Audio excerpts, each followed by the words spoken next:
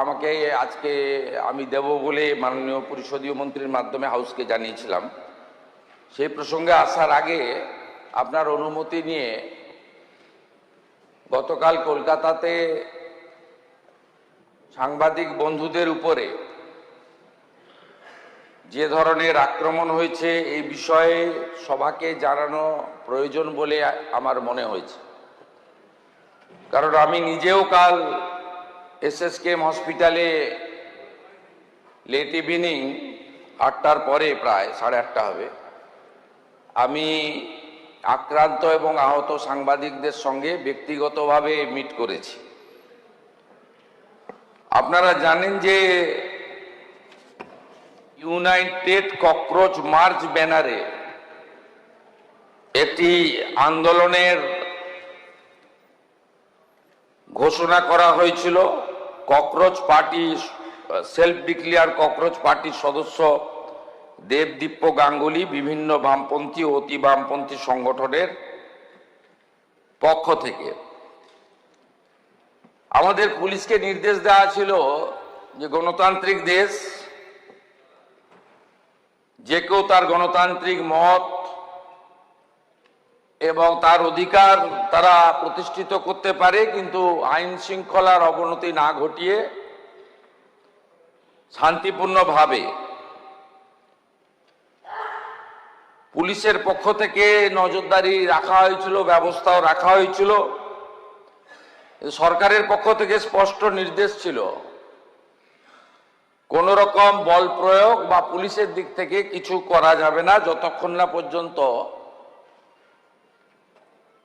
সমবেত আন্দোলনকারী বা মিছিলকারীরা নিয়ন্ত্রণের বাইরে না চলে যায়। আপনারা সোশ্যাল মিডিয়াতে দেখবেন এই যে সেলফ ডিক্লেয়ার ককরোচ পার্টি তারা বলেছে যে বামফ্রন্টের কিছু ছাত্র সংগঠন, ছাত্র ছিল বলে আমার জানা নেই কারণ ওদের কোনো কলেজ ইউনিভার্সিটিতে অস্তিত্ব নেই,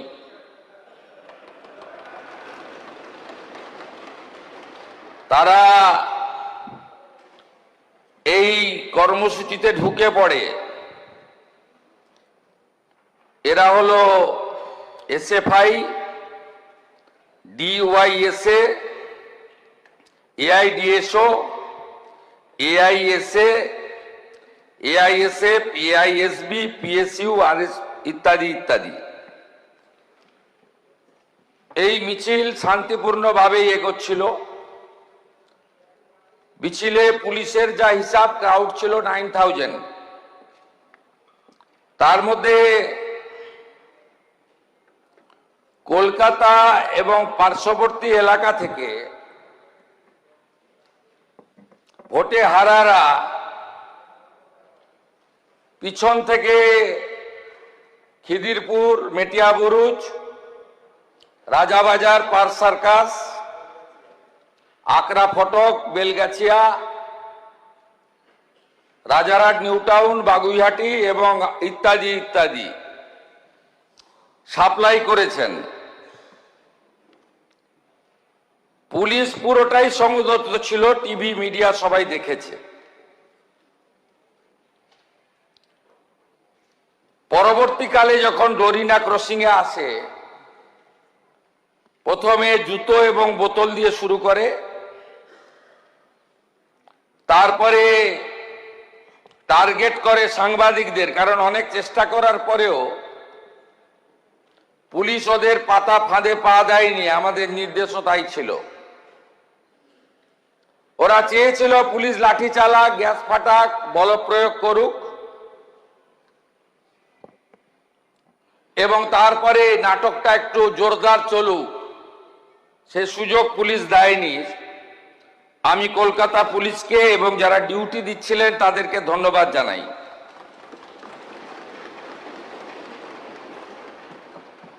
অল্প বিস্তর আহত হয়ে মেডিকেল নেননি, চলে গেছেন এমন সাংবাদিক অনেক বন্ধু থাকতে পারেন। 6 জন সাংবাদিক বন্ধু যারা গুরুতর জখম হয়েছেন, রক্তপাত হয়েছে, তারা সরকারি হসপিটালে চিকিৎসা নিয়েছেন। দীপঙ্কর দাশগুপ্ত, মাখন পাত্র, সুমন মহাপাত্র, রিক পুরকায়স্থ, শিলাদিত্য কর, কৃষ্ণেন্দু মজুমদার। ইতিমধ্যে সাংবাদিক বন্ধুদের কাছ থেকে আমরা লিখিত অভিযোগ পেয়েছি। মোট 6টি মামলা রুজু করা হয়েছে এবং এই মামলাগুলিতে এই বিধানসভা থেকে পাস হওয়া গুন্ডা দমন আইন যুক্ত করা হয়েছে।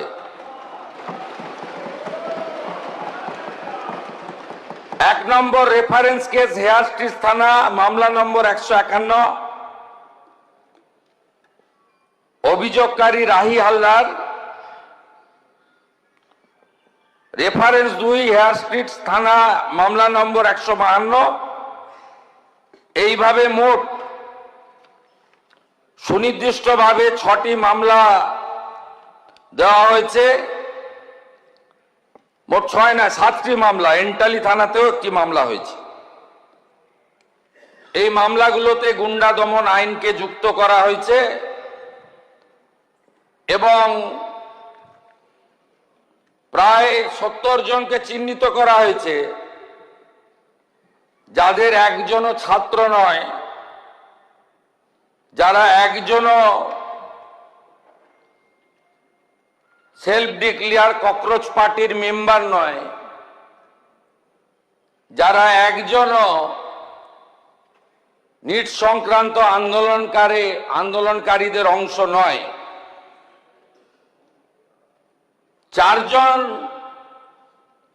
কুখ্যাত লোকের নাম আমি এখানে বলছি, যাদেরকে আমরা ছাড়বো না। আরো বাকিগুলোর নাম তো আমি এখানে বলে সময় নষ্ট করব না। Afroz of Rajabagan, Nahid of Khidirpur, Tanvir and Nizam of Iqbalpur, Rahul Jamal of Watgunge. এই 5টা গুন্ডার নাম আমি এখানে ঘোষণা করলাম। গুন্ডা দমন আইনে এমন ব্যবস্থা নেব যাতে একদিন নয়, এই গুন্ডাদের 3 পুরুষ মনে রাখে। এই জন্যই গুন্ডা দমন আইন এনেছিলাম, এই জন্যই গুন্ডা দমন আইন রাজ্যপাল মহোদয় পাস করেছে। এর প্রয়োজনীয়তাটা কতটা ছিল বাংলার মানুষ দেখেছে। আমি সমগ্র বিধানসভার পক্ষ থেকে সাংবাদিক বন্ধুদের উপরে শারীরিক আক্রমণের নিন্দা করছি। আমি আশা করব বিধানসভা আমার সঙ্গে একমত হবেন। আমাদের শাসক বেঞ্চের চিফ হুইপ অমলান ভাদুড়ি, তিনি আমাকে একটু আগেই বলছিলেন যে লাঞ্চের ঘোষণা হলে ভারতীয় জনতা পার্টির বিধায়করা বুকে কালো ব্যাজ লাগিয়ে সংবিধান প্রণেতা আম্বেদকরজির মূর্তির নিচে সাংবাদিকদের উপর আক্রমণের নিন্দা করে একটি কর্মসূচি নিয়েছেন এবং সংবিধানের 4র্থ স্তম্ভ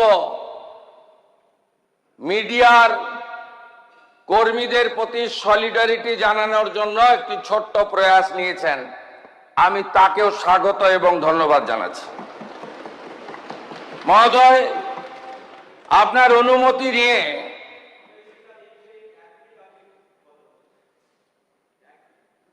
আমি বলার পরে আপনাকে বলতে হবে এসএফআই এই আক্রমণের সঙ্গে যুক্ত নন। আপনার নেত্রীরাই তো বলেছে কাঁদানে টিয়ার গ্যাস নিয়ে পুলিশ দাঁড়িয়ে আছে, সবাই একটা করে জলের বোতল নিয়ে আসবেন। আমাদের কাছে তো সোশ্যাল মিডিয়া আছে। আপনারা তো কর্মসূচির আগেই বলেছেন জলের বোতল আনতে। সেই জলের বোতলগুলো হাজারে হাজারে কিভাবে ছুটছিলেন লোক দেখেছে। ডিম ছোড়াটা যদি বাংলার সংস্কৃতি না হয়ে থাকে, সাংবাদিকদের উপরে বোতল আর জুতো ছোড়াটাও বাংলার সংস্কৃতি হতে পারে না।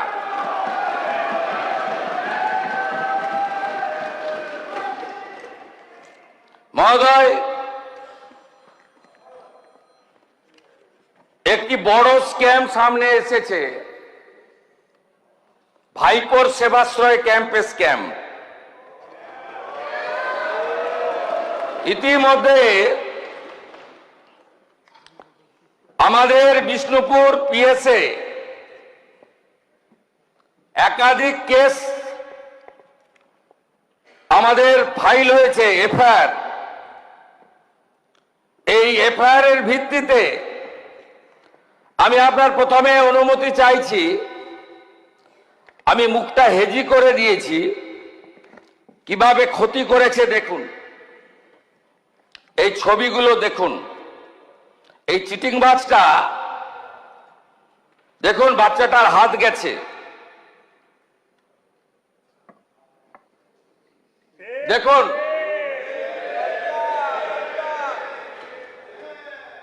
দেখুন আরেকটা বাচ্চাকে কিভাবে বিকলাঙ্গ করেছে দেখুন।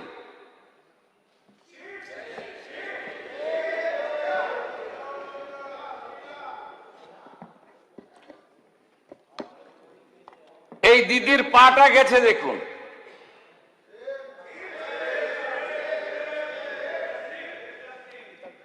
এ যেটা করেছে এই চিটিংবাজ ভাইপো, আল্ট্রাসোনোগ্রাফি মেশিন বাইরে নিয়ে গেছে, এক্সরে মেশিন বাইরে নিয়ে গেছে, সরকারি হসপিটালের ডাক্তারদের বাইরে নিয়ে গেছে, মেডিকেল কলেজের স্টুডেন্ট মুখ্যমন্ত্রীকে চিঠি দিয়েছে। মেডিকেল কলেজের স্টুডেন্ট ডাক্তার হতে পারে, চিকিৎসা করতে পারে? তো একবার ঢুকলে বেরোবে না, এ তো খুনের মামলা।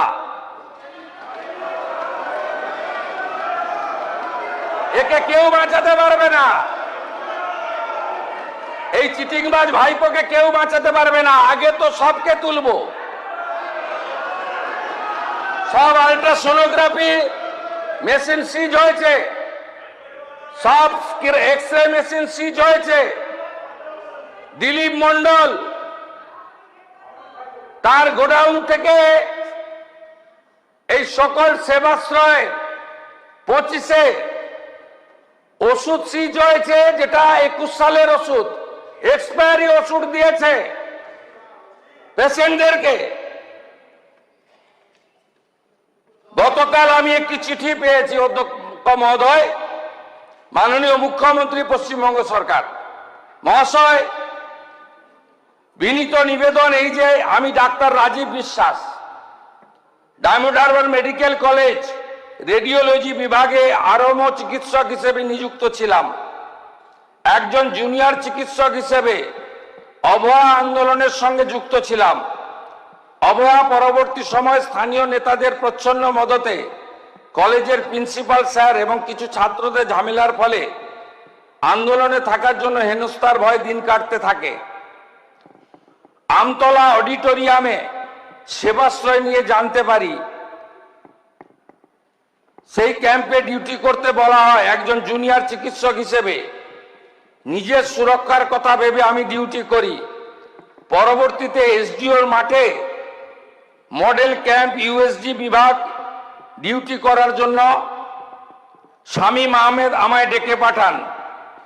হাসপাতালে ডিউটির অবসর সময়ে কিছু কিছু দিনে বাকি আর জুনিয়র চিকিৎসকদের মতো আমি শুধু ডিউটি করি।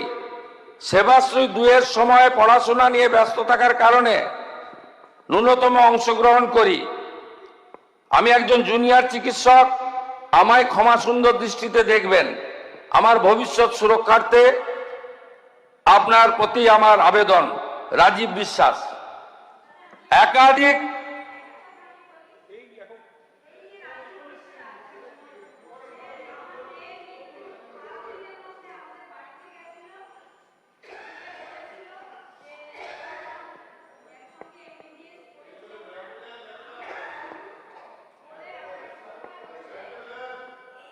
থাকুন, আমরা এটা ছাড়বো না, কোনো ছাড়াছাড়ির সিন নেই, সুযোগও নেই।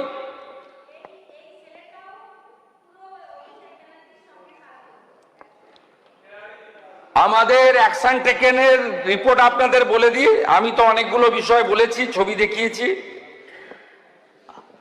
আমরা এফআইআর এর পরে যে এফআইআর এর নামগুলো অ্যাকিউজড হিসেবে পাওয়া গেছে, আমি তদন্তের প্রক্রিয়ার স্বার্থে নামগুলো এখানে বলছি না।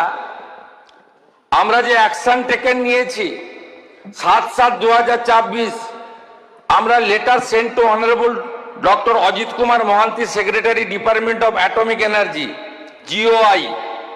7/7/2026, letter sent to honourable AK Balasubramaniam, chairperson atomic energy regulatory board of India, having the office of the Niyamak Bhavan, Mumbai, Maharashtra.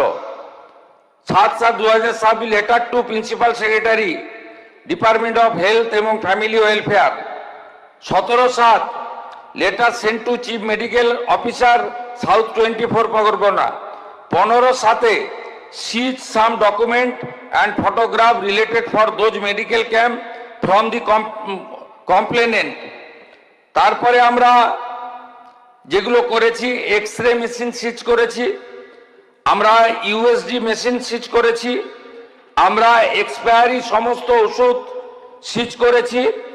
এবং এই খাতে পূর্ব মেদিনীপুর জেলা শাসক এবং দক্ষিণ 24 পরগনা জেলা শাসক ডায়মন্ড হারবার এবং নন্দীগ্রামের সেবাশ্রয় প্রকল্পের মাধ্যমে সরকারি যে অর্থ ব্যয় হয়েছে, সরকারি যে ডাক্তারদের ডিউটিতে লাগানো হয়েছিল, সেগুলো আমরা করেছি।